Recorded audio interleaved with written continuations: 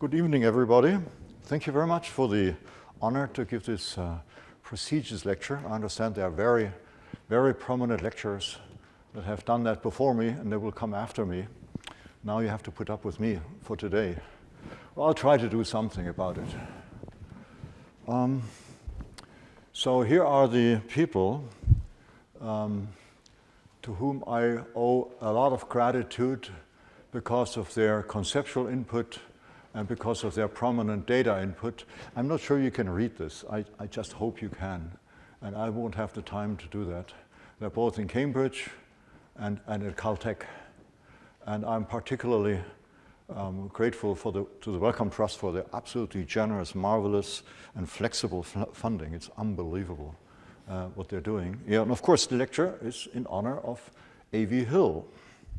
Right? A.V. Hill was a muscle physiologist, a Nobel laureate, and he compared here the maximum speed on land, ice and land movement over time, which decreases as you go along in these tasks, and indicating that the muscles fatigue or motivation fatigues or something, I don't know.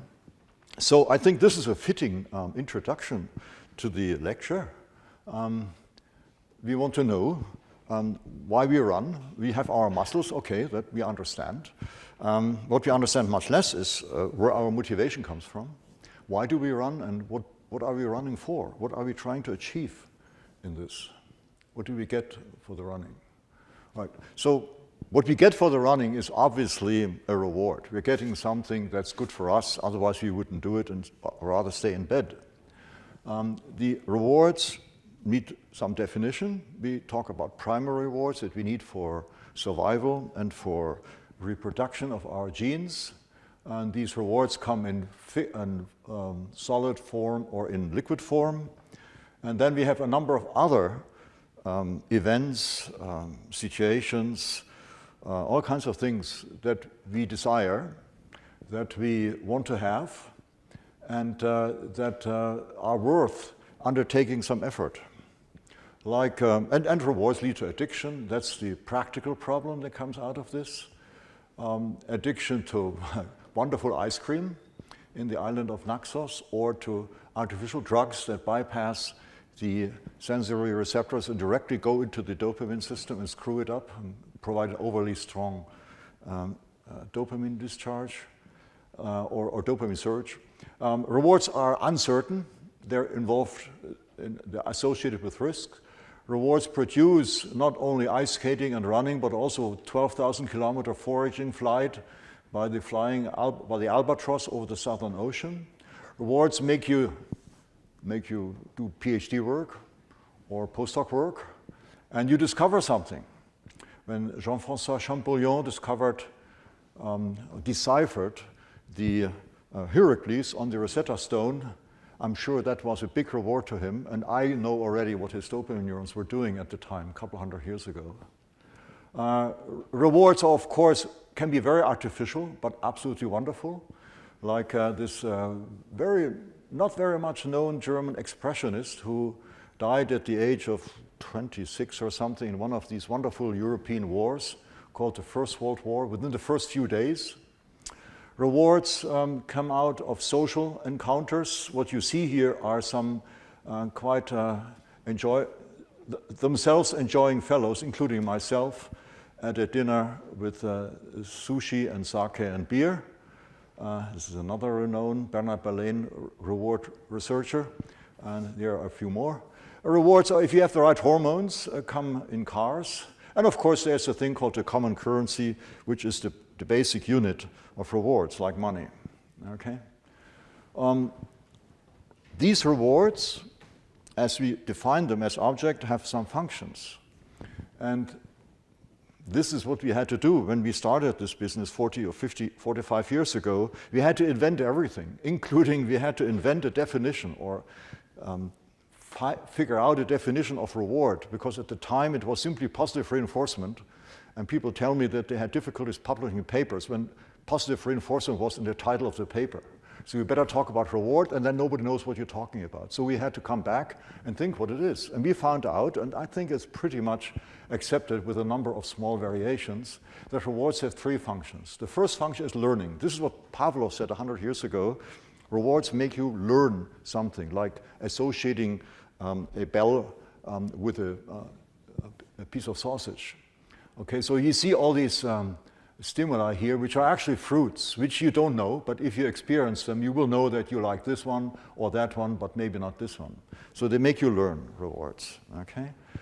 Rewards make you perform movements and make you choose between different rewards. This is a candy machine in Barstow, close to Death Valley in California, and it takes about 10 minutes to make this picture because the people are always having their fingers in these little drawers, getting these sweets out.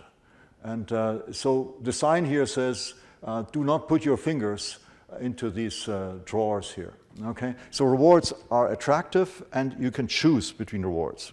We have a theory, many theories for that, mostly governed by economics. And rewards, of course, have positive emotions. That's what most people think. A reward makes you happy and makes you elicit some desire. So you see my pig here in this wonderful surrounding, eating this piece of salad, which he probably enjoys. I can also see his dopamine neurons being very active.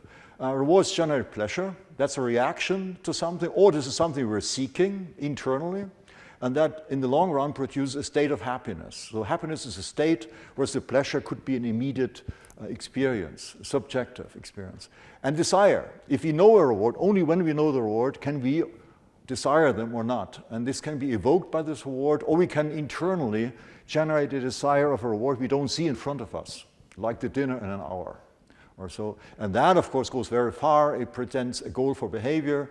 It makes behavior purposeful. It goes all the way to free will, and we can spend the rest of the evening talking about that philosophy, okay? So we can define rewards by these functions. Any stimulus or object or event that has at least one of these functions is by definition a reward. It's very simple once you figure that out. And then we need rewards to survive the day or the week or something. That's our proximal function. But also we need rewards in order to have evolutionary fitness, to be able to compete with other individuals and reproduce.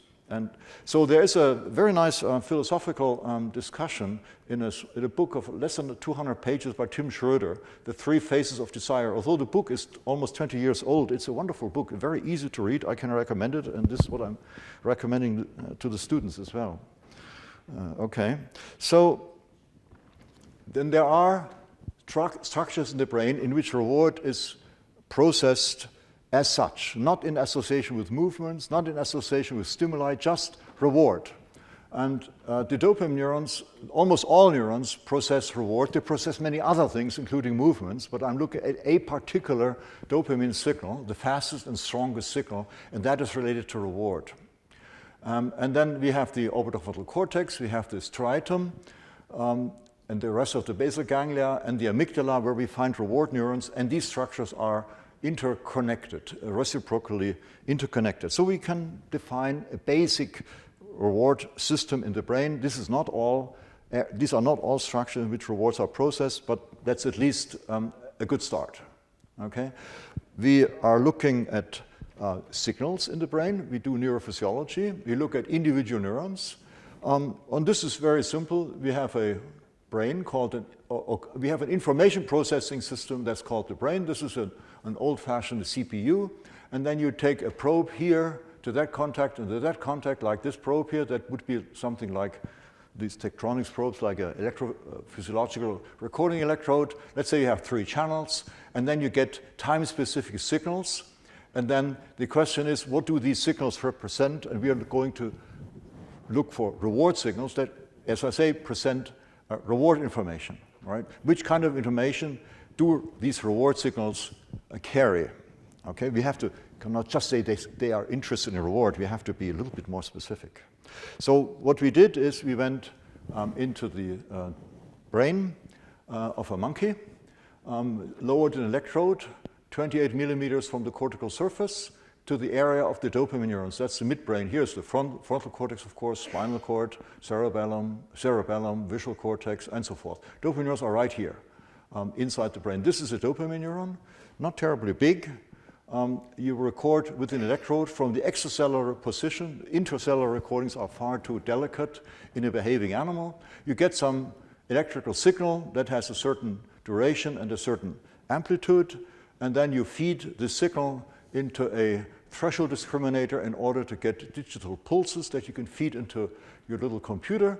And then every dot that we see is one of these action potentials. Every line is one trial. And we have now maybe 20 trials, and that's the sum of this activity down here. So what we do is we have our monkey sitting in a laboratory and reaching out whenever the animal likes to do it, and go in with his hand in the food box into which it cannot see, but it can reach inside.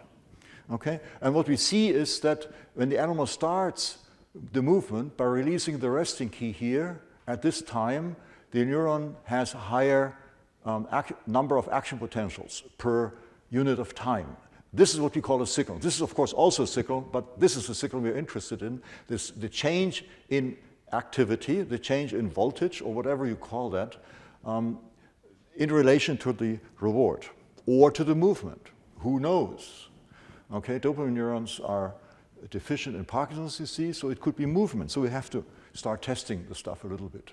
So here we see the animal's hand touching a touch-sensitive wire inside that food box, and that wire, of course, is fed to FET transistor, and shows the time of touch is shown at this vertical line. And then we see that immediately after touching, within less than 100 milliseconds, a few extra of these action potentials. When the animal touches the bare wire and still has a lot of somatosensory stimulation and a lot of activity and has just done the movement and everything, but there's no reward, then we see nothing. Okay, so it's not the movement, it must be the reward. Okay, that was the first conclusion. Second conclusion, oh yes, okay, so this is very important to us. You have an animal that's jumping around and does all kinds of things, and then suddenly gets a reward, and then you claim that this is related to that the response is related to the reward and not to some movement that you're not monitoring. So we have to monitor movements. So what we did is we recorded from the muscle with electrodes, either with chronically indwelling electrodes or with electrodes that we stuck into the muscle, and monkeys tolerate that very nicely if you're nice to the animal. And then you see activity in a number of muscles in the arm, and the back, and the leg. You see some muscle activity contralateral to the movement. You see eye movements, and horizontal and vertical eye movements. And you see mouth movements and licking. Of course, now we know what the movements are, and we can train the animal to not do those movements. For example, here, this is what I would call an uncontrolled situation, a thoracic, what is that, paraspinal muscle is active when the animal does a reaching movement. That's terrible. I mean, you cannot live with this. You need to have very small, clearly defined movements. And later on, we went actually to eye movements, which only have 6 muscles in each eye. So here is our rhesus monkey. I have to say a word in favor of our friends. I mean, everybody in the laboratory loves these animals. They're absolutely unbelievable animals. They're wonderful. A nicely treated animal can do absolutely anything for you. And we recently had a case of a monkey that for 9 months would just not want to be very much in the laboratory. After half an hour or an hour, it got a little angry or nervous or jittery. And then Mark Burrell, who is in the audience, just said, well, wait, I'm under no time pressure. I got so much work to do.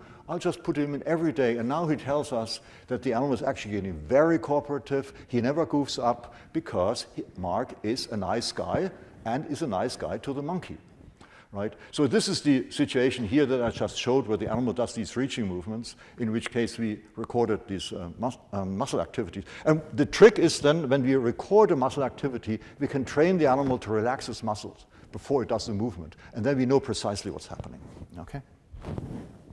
So, oh yeah, well, this is what I just said here. Okay, so back to the reward response of the neurons. They respond to the touch of the food. Well, that's a terrible stimulus. I mean, it's far away from the mouth. It's a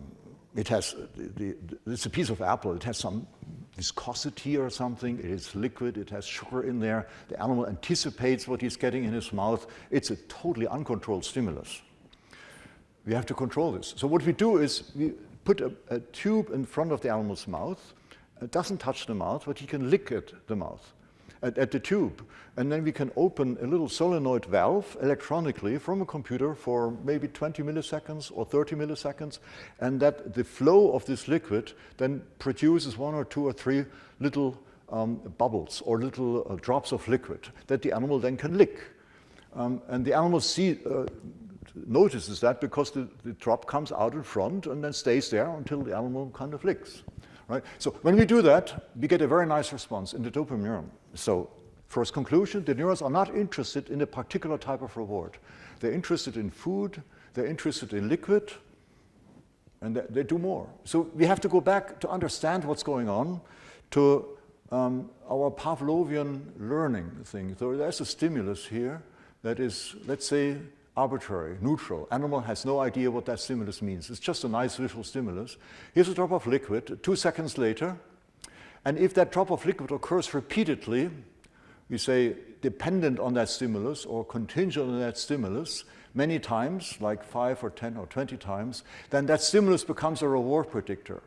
And the stimulus then elicits this prediction of the reward, and then the reward comes on top of that prediction. Right? So this is exactly what we're going to do. Well, the reality was the opposite. We got that result, and then we try to understand it with this scheme. And this is precisely what happens.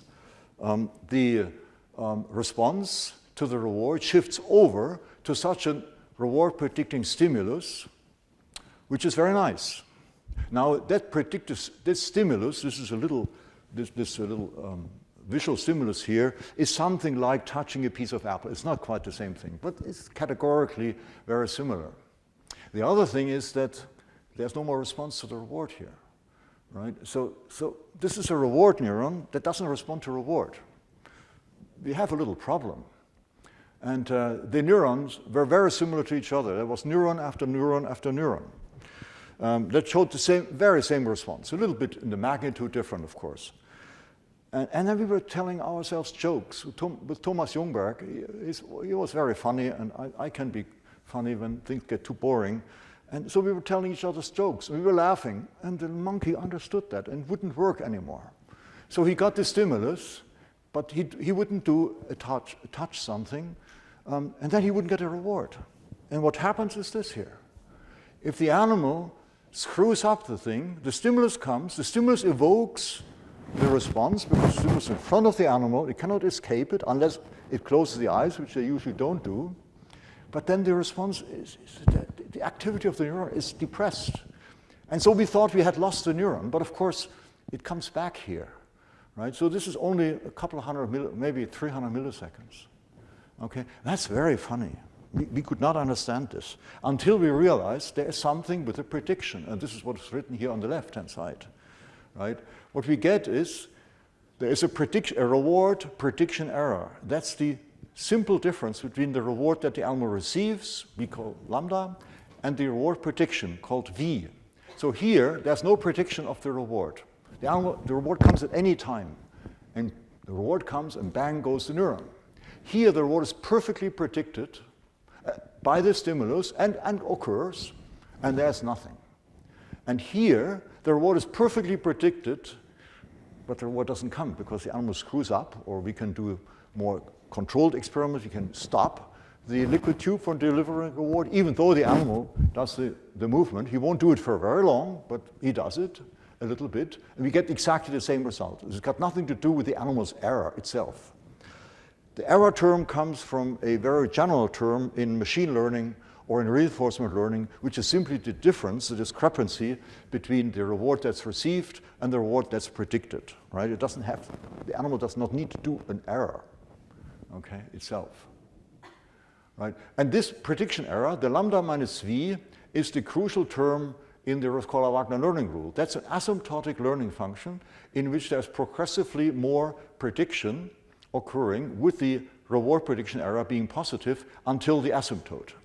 The asymptote is defined by the maximum strength of the reward. And this is precisely what the dopamine neuron is doing. This is our reward prediction error of the dopamine neurons. And that follows the scheme of reinforcement learning. Reinforcement learning is not the same thing as supervised learning, and it's not unsupervised learning. It's reinforcement learning because it's an error-reducing mechanism that does not correct the error. That means the reward prediction adapts to the reward. The outcome does not adapt to the prediction, which an error-correcting learning rule would do, but here the prediction adapts to the reward, right? You get an error, you update the error, and you get a prediction, okay? And the prediction, of course, generates the behavior. And when the prediction changes, the behavior changes, and that we call usually learning, okay? And that keeps going further because of my concerns with the apple being a very poorly defined reward. It's in fact probably not a primary reward, but a reward predicting stimulus because it predicts you're getting a piece of apple in your mouth. Then we can say, we can test the neurons in response to the reward. We present a stimulus in front, and the neuron now switches the response, which I just showed, but then we can continue, not stop here, and present another stimulus in front, and then the response to that stimulus disappears, and the response to the reward disappears, and the response gets smaller because the reward is farther away, called temporal discounting. Okay? And that follows a learning model called temporal difference learning, we'll see that in a second, in which the reward prediction error is the sum of the prediction plus the discounted future rewards minus the current reward, right? So we have a sequence of events. You have a stimulus, another stimulus, and you have a reward, and you get a prediction error between each of these. And this is what the dopamine neurons are doing by responding here and here, okay? So we then realize that we have a very interesting situation with the dopamine neurons whereby they're not just doing Pavlovian conditioning. We start out, we have to step back a little bit conceptually, with the so-called Bellman equation and dynamic programming in economics that defines reward maximization as to maximize the sum of the current and all future rewards. Okay, that's the Bellman equation here. Then comes temporal difference learning from Rich Sutton and Andy Bartow, in which they simply generate the prediction error of using this maximization equation minus the current reward. So this here is the current reward, the total maximum reward, and that's the prediction of that reward. And then we can scale that down to the Rescorla-Wagner learning model, which is what I just showed before, in which the reward prediction error here, lambda minus v, multiplied by a learning constant, added to the current prediction, generates the next prediction. That is what this asymptotic learning curve is produced. Okay? And that, of course, goes back to Pavlov. Because with Pavlov, there was this bell that rang, and at the same time, the sausage came, and the animal started, after a while, salivating not only to the sausage, but also to the bell, right? This Pavlovian conditioning is described by Rescorla-Wagner learning rule, and the extension is the TD learning by Sutton and Bartow, which, of course, then takes the Bellman equation and puts it into this prediction error framework. There are some practical consequences. You may have read the series of papers from Demis Hassabis group in London, DeepMind, Google, in which they have taken the Asian game of Go and programmed it with the temporal difference learning algorithm and added deep learning and a number of other gimmicks that to me seems like adding something like different basal ganglia structures in order to produce learning within 72 hours. Well, this is computer time, there's no real time. Can beat the world masters in Go. So we have an artificial learning situation, algorithm, that in the biological brain, all the way down to Drosophila, is implemented in the dopamine neurons. And that learning mechanism is very efficient. Okay, so all this is very fine. But then, of course, when I'm on a conference, unfortunately, this year's conference in Society for Neuroscience in Chicago has just been canceled. Otherwise, I would go to the Art Institute. And what I find in the Art Institute, or in this case, SFN was in Washington, what I find in the National Gallery are some pictures. You cannot see it very well here, but it means something. What it is a study for the Sunday afternoon on the Ile de la Grande Jatte by Georges Seurat. It's a study. It's a piece of work that this fellow did. You don't need to go very far to see another example. The Fitzwilliam Museum, maybe you start understanding what I'm aiming at here. And then, of course, there are more in Paris, and yeah, both are in Paris.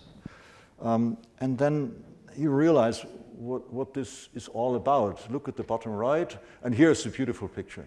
You know, this is just unbelievable piece of art that this gentleman did not draw like that, you know. He did what everybody else does when they do a PhD or a postdoc. They do something. They try out something. They get a piece here. They get a piece here. The big thing that everybody wants does not come by itself, not even to Seurat, although this thing is probably worth 50 million pounds or so. What it comes is you take small steps, you think about it, you change things around. There are probably 5 different versions of the big painting available. None of them, of course, are in such a harmonious composition as this one here. So you want to take the big picture. The big picture in this case is that, well, this is the big picture, is that a biological organism is not a silicon machine. You can do a 2D model, play Go, but that's silicon, that's fine. The Bellman equation, in fact, is defined, the rewards in the Bellman equation are, in fact, defined as subjective values. So for a silicon machine, a subjective or objective value doesn't make a difference, right? It's an equation, that's it. Not so in biological organisms. So the Seurat big picture is that we have only produced components so far. We have not produced the total picture. I'm not claiming that this is somewhat comparable to Seurat's wonderful pictures, but I'm trying to say we need to get the whole thing together, okay? So in the brain, we used to have action potentials that originate from, for example, mechanical or auditory or visual stimulation, and where the increasing physical value, the intensity, magnitude, whatever, increases the impulse rate. So neurons in the brain are used to processing value, but physical value, right? So this is done via sensory receptors. Rewards, there are no sensory receptors. There is not a receptor that tells you how good the steak is, because, you know, you eat the steak now for dinner. It's a wonderful steak. Huh? You're salivating and everything. You have another couple of steaks, right? You really want to continue? You want to eat that third steak? It's physically the same steak. The silicon machine would eat it if you could. It's physically the same steak. You're sated. It has lost totally reward value. In fact, it has become probably aversive to most of us, right? The same receptor stimulation, but it's no longer a reward. That's the important thing. We can have value coding in the brain because the brain is tuned to value coding, but not physical value. We are coding subjective value. So there are no receptors for reward. Rewards don't exist. Rewards are made up by the brain. There's no receptor for reward. There's no physical reward. There's a physical object that may or may not be a reward, depending on whether you're hungry or not. And so are the signals made up by the brain, okay?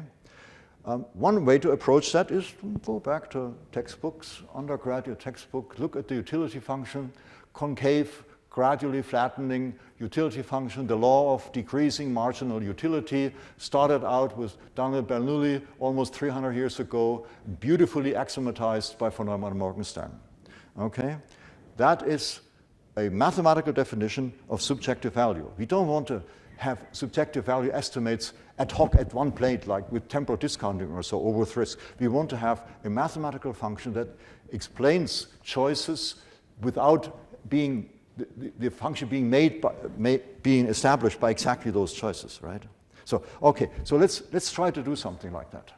So we want to see if a monkey has a nonlinear utility function, and we want to see if the dopamine neurons are coding this utility. So here is a monkey that chooses between a safe reward that is low, and here a 50% larger reward and 50% the same reward. So higher is more. That's what the monkey sees. He does the eye movements because they are very nicely controlled. And then we can describe the choice. This is a binary choice, simultaneous choice, mutually exhaustive, independent magnitude and probability changes. You can read the list here. It takes a little too long now to go through that. What I'm trying to say is we try to make precise choices and see if the monkeys can do that. Because if we can do this here, if this works, then we can advance to the things like getting a utility function through economic theory. So we want to see whether the animal understands that this option is actually better than this option. The animal chooses between these two options here.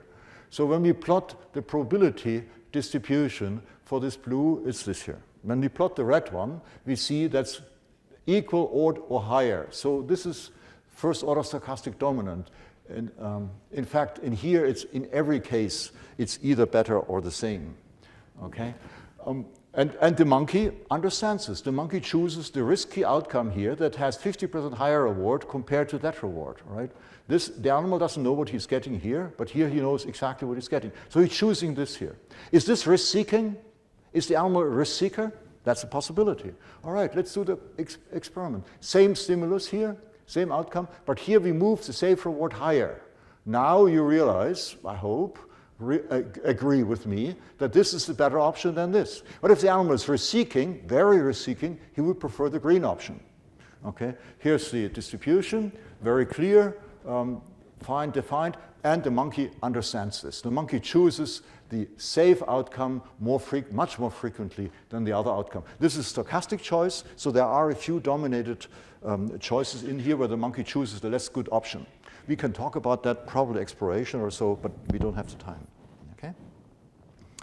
And then we want to test that with dopamine neurons. Do dopamine neurons understand this? If they are abstract reward value coding system, they should understand this. So we use visually more symmetric stimuli, these two options, but this one is better because the lower reward is better than this one here.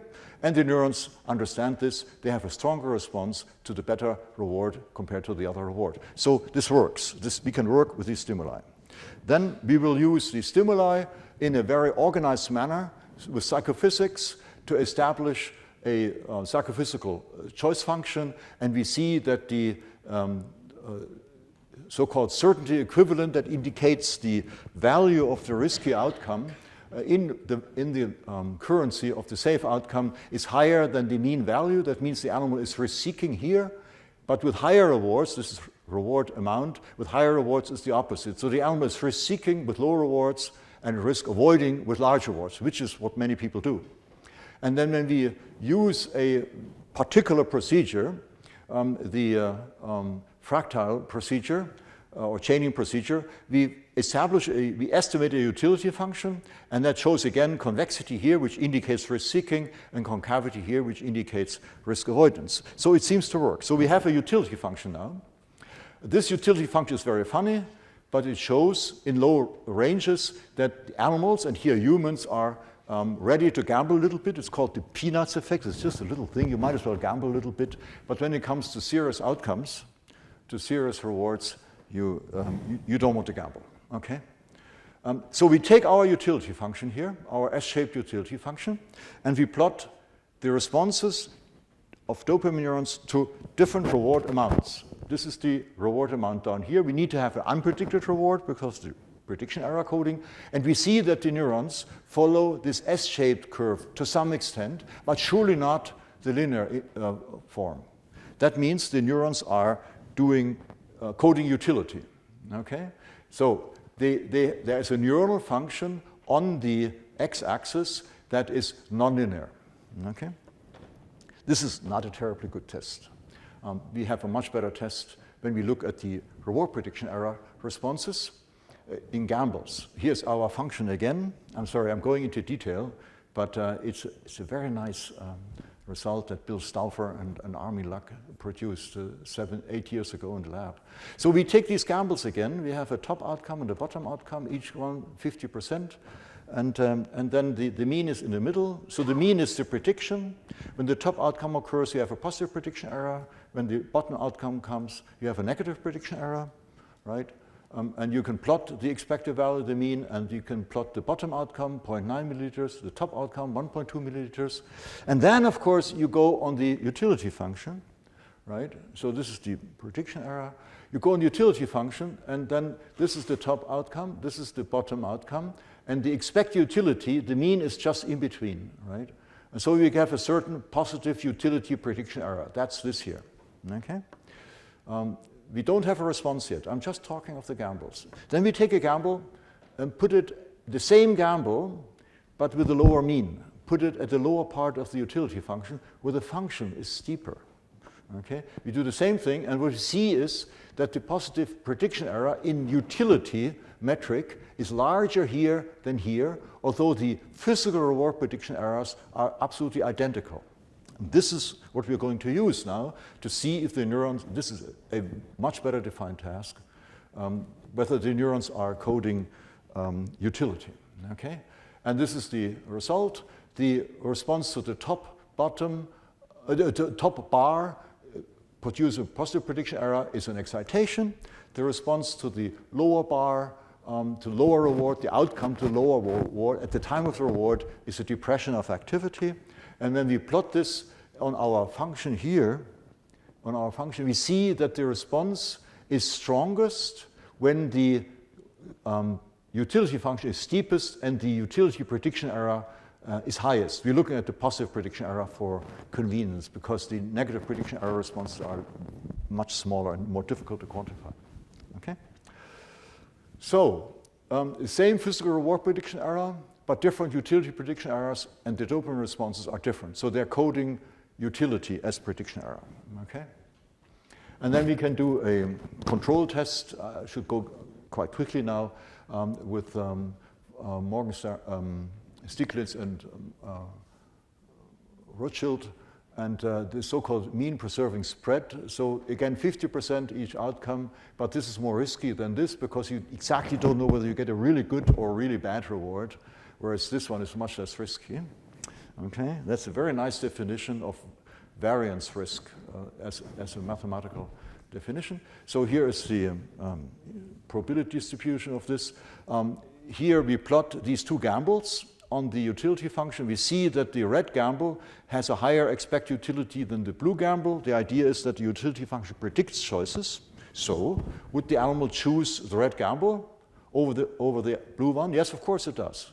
Stochastically, not 100 to 0, but it chooses the red gamble. So it works. The animal has understood the thing, and the dopamine neurons have also understood it. The response to the dominating gamble is higher than to the dominated gamble.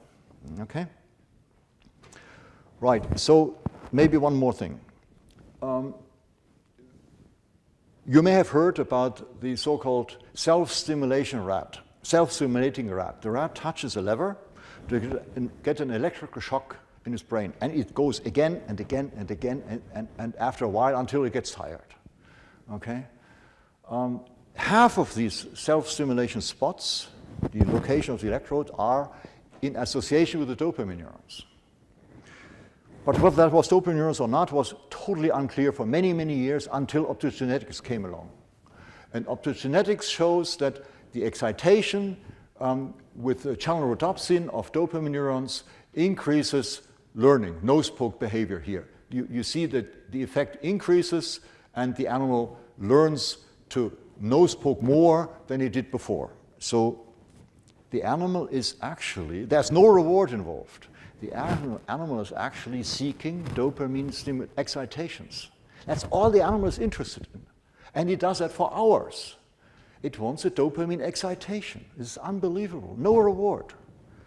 Just the neurons are running his brain or his behavior. And the control, the opposite, is optogenetic dopamine inhibition with halorodopsin in Christian Lüscher's laboratory.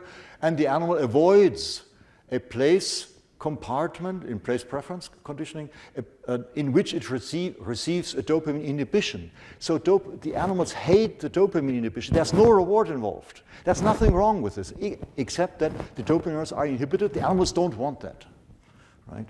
And we get the same thing. Oh, okay, before we go there, so this is what it is. You go to the pub, right? You go to the pub to meet your friends and eat and drink something? Totally wrong. You go to the pub to get a dopamine excitation. And how do you get your dopamine excitation? Well, you take a nice beer and you have a hamburger and you meet your friends. So these rewards that you're getting are just there to elicit the dopamine excitation, right? We have to realize that. The brain is running our behavior, and that's a cool example here, all right? And that same thing happens in the monkey. We can come up with our scheme of learning here. But there's something else that's interesting. So if we stimulate the dopamine neurons optogenetically in a monkey, which Bill Stauffer did 5 years ago, you see that the stimulus, this one, that's associated with the optogenetic stimulation, in fact, there's no reward here, that's a mistake, is preferred by the animal compared to a stimulus that has no optogenetic stimulation. We see this here. And a similar thing happens with the electrical stimulation, except with electrical stimulation, we don't know what we're stimulating. Okay? So the monkeys also prefer options that produce a dopamine excitation. The monkey are just like we in the pub, are seeking dopamine excitations. And that, of course, inadvertently brings us in the pub our rewards. But what's more important for the next mechanism I want to show is that these responses produce learning. So here is the animal gets a drop of liquid, and here the animal gets a drop of liquid plus at the same time a optogenetic dopamine excitation through channel rhodopsin. And the response is stronger, so it works, right? You need to see that first. Okay? But what happens is that this produces a prediction. That means this reward prediction error produces a prediction, the red one, but this stronger reward prediction error response produces a stronger prediction, the blue one here. So the dopamine excitation is not only what we want, but it also increases the reward prediction. When the reward prediction increases, the next reward does not produce as much of a prediction error, right? So we can put that together in this graph here. So here we have a reward. The reward is up, so the higher, the more reward we get. Here's the prediction, and the prediction varies a little bit. At some point, the reward, the black curve, exceeds the prediction and generates a prediction error, a positive prediction error. Or it goes below the prediction and generates a negative prediction error. All right? All right? Dopamine neurons understand that. They show a response. I think I told you that. I said that before. Dopamine neurons at every positive reward prediction error show a response, and at the negative ones, an inhibition. But what's important is then that, as I just said, this positive prediction error in the dopamine neurons produces an increase in the prediction. And now look at that reward. That reward is higher than before, but it does not generate a prediction error because it's below the increased prediction. And when you do this here, you get prediction error after prediction error. Your reward prediction increases and increases and increases. Now, remember, we're seeking dopamine excitations, right? In order to get a dopamine excitation, we have to have more and more reward. And every time this reward comes, it produces a dopamine excitation, and every time the dopamine excitation comes, it produces an increase in the reward prediction, and the next dopamine excitation requires even more reward. Okay? So agents seek dopamine excitation by seeking better reward than what that excites the neuron, which then updates the reward prediction, which then requires more reward for the same dopamine excitation. Right? And that iterates. So we see this. We see this iteration here, right? So at the end, the iteration leads to ever more reward seeking. So what we're having here is a purely neuronal reward maximization mechanism. We can show this slide here, and parts of it I showed again. We understand there are behavioral, economic, and psychological theories for reward maximization that are extremely important. And we are testing the von Neumann-Morgenstern utility axioms. In fact, all 4 axioms work with the monkeys and with the neurons, except the 4th axiom is often violated, as it is in humans. So these axioms from von Neumann-Morgenstern define the necessary and sufficient conditions for reward maximization. The Bellman equation, as I mentioned before, defines how to get the maximum reward by every time looking for the prediction that produces at the end the largest reward. Okay? And then reinforcement learning maximizes utility by providing advanced information. You do an informed decision making rather than guessing. Right? So all these 3 mechanisms are maximizing reward. That's the idea. These are all behavioral mechanisms. What I showed was a neuronal mechanism that works on the dopamine neurons. So this dopamine response then in the neurons gets influences via D1 dopamine receptors the striatum, and that produces learning, approach learning, and choice bias. And via D2 receptors in the striatum, neurons with D2 receptors produces unlearning and choice bias to the opposite side, right? So when we look at the effects of dopamine neurons on decision making, we can start with the most simple model, which is this winner-take-all mechanism. There are about 15 different versions available of this here, but the common thing is like lateral inhibition in the retina. It's very straightforward. 2 inputs. Each input represents the value of one option. You have, let's talk about binary choice. Everything else is too complicated. Binary choice, either one or the other. Each one has a value. It doesn't have a value, but we infer the value from the choice, in fact. But each one is said to have a value. The stronger value will more strongly inhibit the postsynaptic neuron that influences the weaker value, the lower value, and will excite the forward neurons. And this inhibition from this weaker option is much less, okay? And then you put a threshold in, and then you have a winner-take-all mechanism by which only one outcome occurs, okay? The dopamine reward signal goes to all neurons in the striatum, basically to all neurons, irrespective of the neuron having won or not won the competition. But then at the end, this activity leaves a so-called eligibility trace, and that eligibility trace, well, this is my personal model. This added to the 15 existing one. So this is a neuronal model.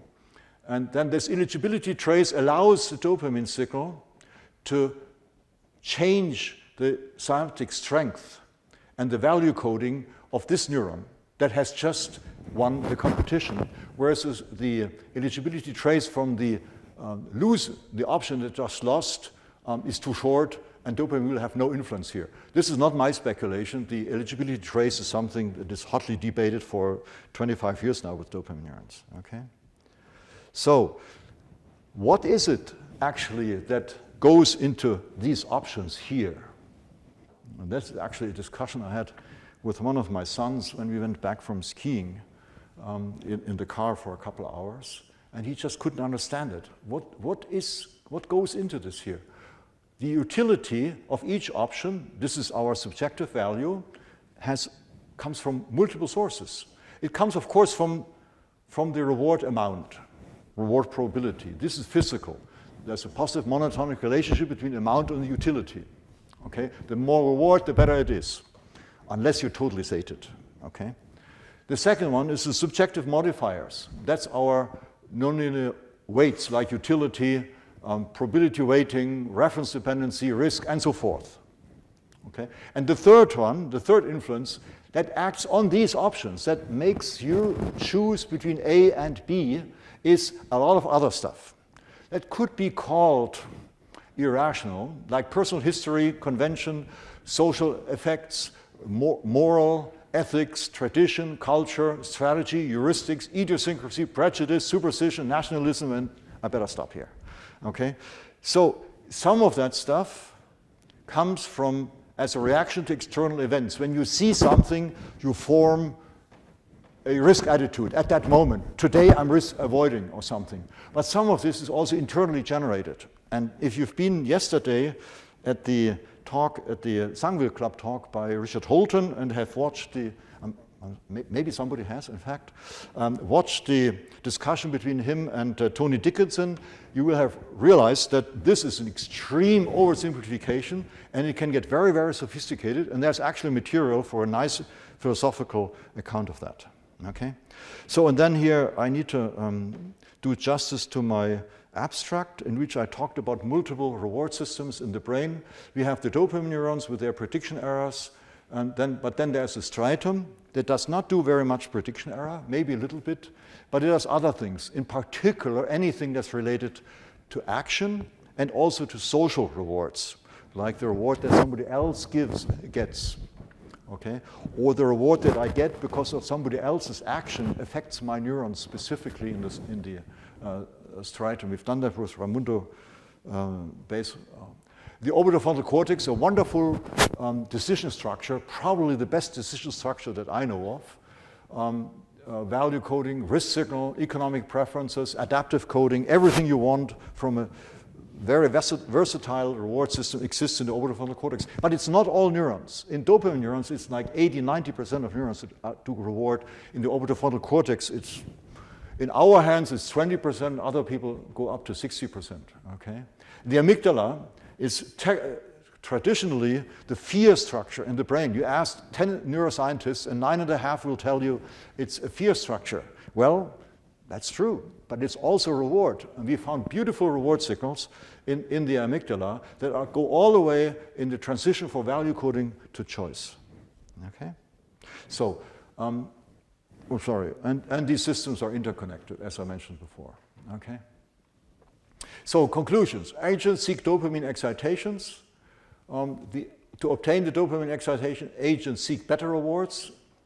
The dopamine drive leads ultimately to maximal reward. The basic reward neurons work automatically, like the dopamine neurons, but they're not alone, fortunately, in the brain, because we have cognitive mechanisms that are subject to education, environment, culture, and so forth, that modify the dopamine system or even control the dopamine system. And there's this idea by Thomas Hobbes about free will, and one of the functions of free will is to suppress the innate mechanisms, the innate behavioral tendency to control these tendencies. And that would be the frontal cortex, in my view. And there are many more reward mechanisms in the brain besides dopamine neurons, okay? But most of them don't do reward prediction error, at least not in this very straightforward manner. Okay, I think that's it. Thank you very much.